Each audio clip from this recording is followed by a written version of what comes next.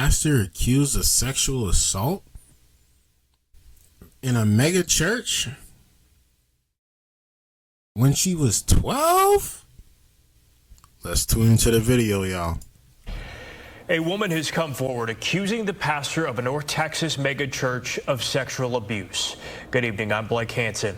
Robert Morris is the founder and senior pastor at Gateway Church in Southlake.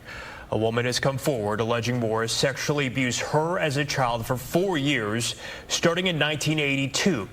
In response to the allegations, Morris reportedly told the Christian news outlet he engaged in inappropriate sexual behavior.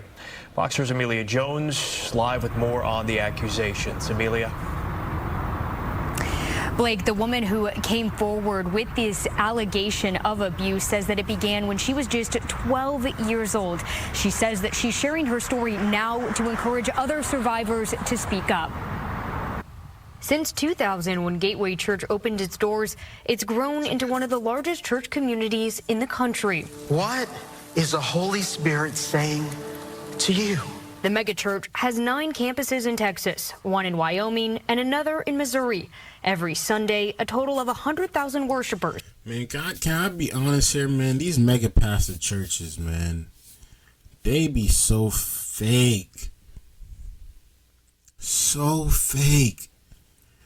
What is the Holy Spirit saying to you?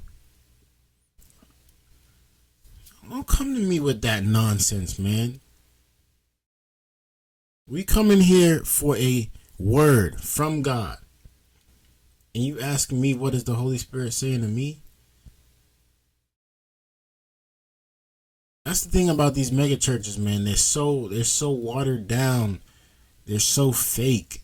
You can just see right through it.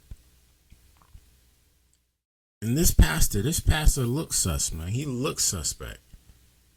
He just looks sus. Man, this is crazy behavior out here in these streets. Attend services in the churches. Earlier this month, the church's founder, Pastor Robert Morris, was accused of sexually abusing a child in the 1980s. The now 54-year-old woman, who we're not publicly naming, says the alleged abuse began when she was 12 years old and lasted for 4.5 years. Most survivors come forward between the ages of 50 and 70. Melanie Sakota works with the Survivors Network of those abused by... I don't know why most survivors come forward during the ages of 50 through 70. Like, say something when it happened. Say something then. Why wait 40, 50 years later? Why do that to yourself? Why live your whole entire life going through these battles with yourself mentally, knowing that you would have been more peaceful if you had just told somebody years ago when it happened? I never understood that, but y'all let me know y'all thoughts about this down in the comments below. Priest or SNAP. She says many survivors come forward to prevent what happened to them from happening to somebody else. And I think the fact that Robert Morris is still in ministry is an incentive to come forward, because what happened to her when she was young needs to be known. The woman spoke with an online Christian publication, The Christian Post, and confirmed to Fox 4 the information she provided is correct. The woman says the abuse started when Morris was preaching at a local church in Oklahoma and was a guest at her home along with his wife and young child. Yeah, nah, he got to step down. He got to go. He got to step down. He got to go. I wouldn't even want to be a member of the church if I was in your position, sir. I know this is old. I know it happened years ago. I know you probably sought a bunch of forgiveness. I know you probably played your cards right from there on out. But this one is so bad that it can still end up tarnishing your entire career. It's that sad. It's that tragic. We're praying for the person that was involved into this nonsensical act. We're praying that she gets the peace that she needs, obviously. and the answers that she needs. We living in a strange world. Honestly, we really do live in a strange world, and our leaders, the people that we think should be in leadership, sometimes they're not even ready for it.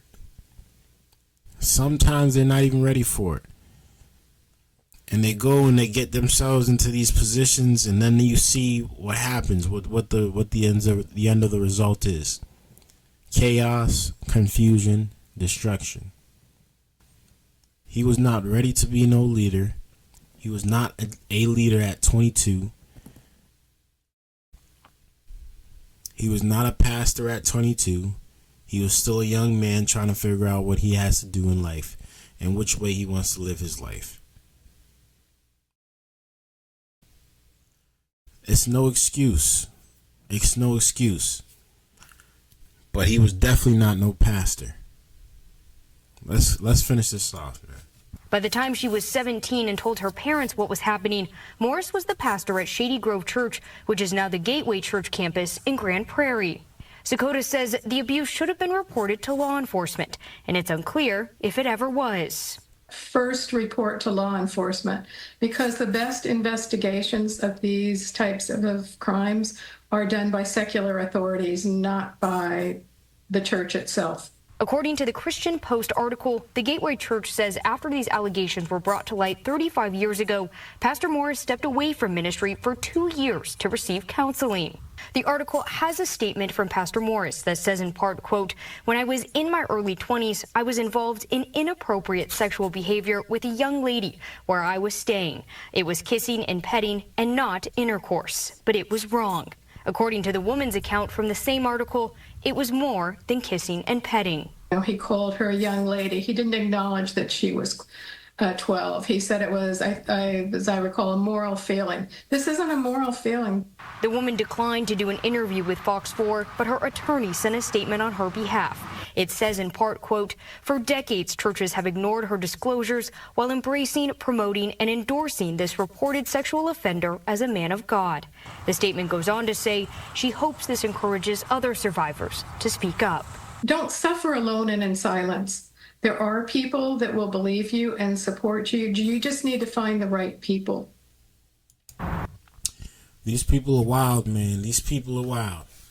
I don't understand why you would put yourself in that type of position to be a pedophile and a pastor. It's unbelievable. Honestly. It's unbelievable. And yeah, I don't expect to see you back up there preaching, regardless of how long ago it was, how much you've sought forgiveness. These allegations is coming back up, and it is looking real sad out there for this particular pastor of this Gateway Church. Let me know y'all thoughts about this down in the comments below. I'd really like to know y'all thoughts, man. And until next time, peace.